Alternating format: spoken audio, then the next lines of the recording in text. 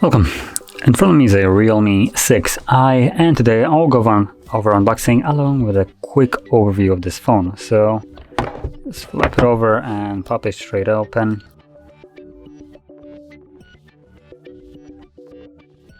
So right off the bat, hey, welcome to Realme family.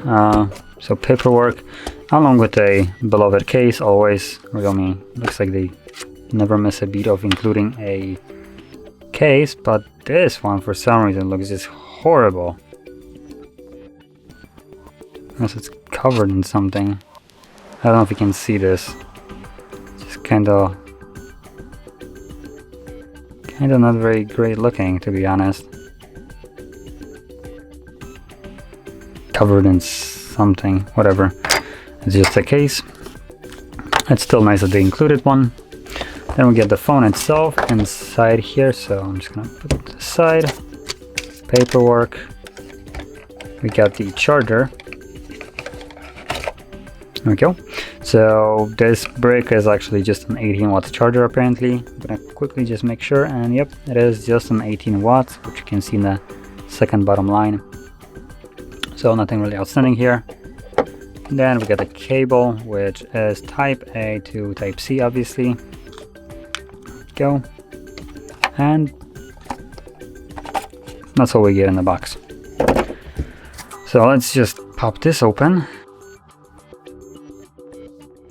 So there we go, there's the phone. Now while it's turning on, I'm gonna quickly go over the specs of it. So number one, the screen. This is a 6.5 inch 720 by 1600 pixel display. It has an 82.9% screen to body ratio, 269 pixels per inch, and at the front we got a Gorilla Glass 3, while at the back we got just a plastic back. Now also frame is also plastic, so this phone is really budget for at least its build. Now also the price tag is budget, just so it's not misunderstood. So I'm gonna quickly go over the setup right here, and while I'll do so, I'm gonna continue with the cameras. So we have a quadruple camera setup right here, as you can see, and basically what we get here is one OK camera and 3 sticker cameras, which if you never heard this term, is just some trash cameras which aren't very good for anything.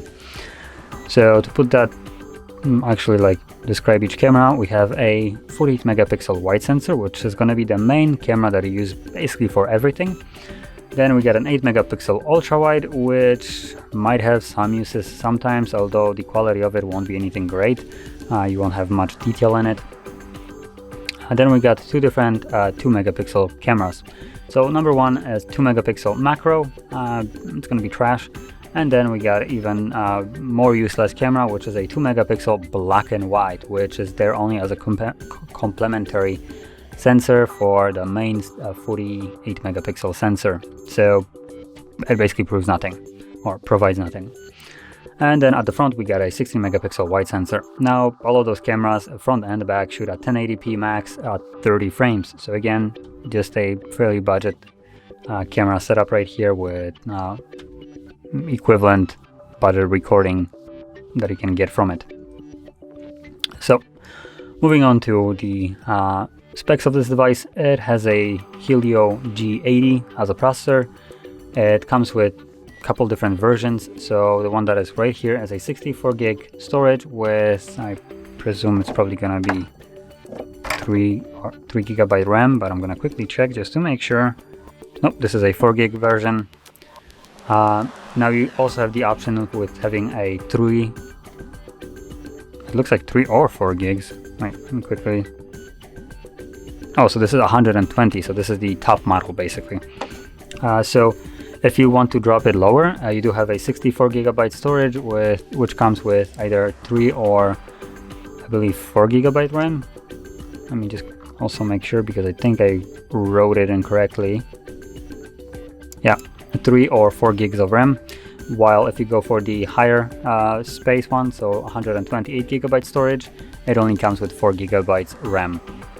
Now additionally, The storage can be expanded using a SD card. So if I pop that open, we will see that you do have space for 2 different SIM cards and 1 SD card. So you can expand the storage further. And apart from that, we have a built-in 5000 mAh battery, 18 watts charging, and fingerprint sensor at the back. We do also have a headphone jack, and that's about all the worth mentioning specs of this device. Nothing more to it.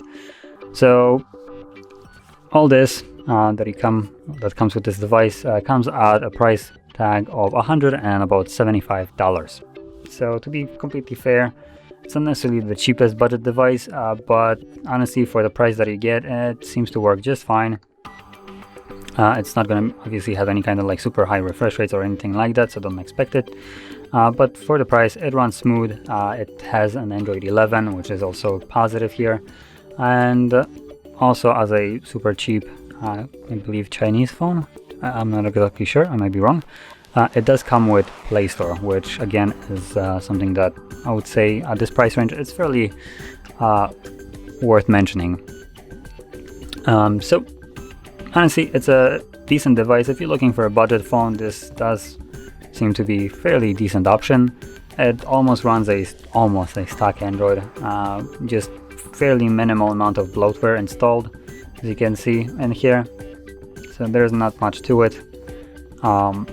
And yeah, honestly, I can't complain about it. For the price, it's a decent device, and it comes with a charger, which again, I feel like it's a worth mentioning aspect of what's in the box, because Samsung that costs about 5 times more does not. So yeah.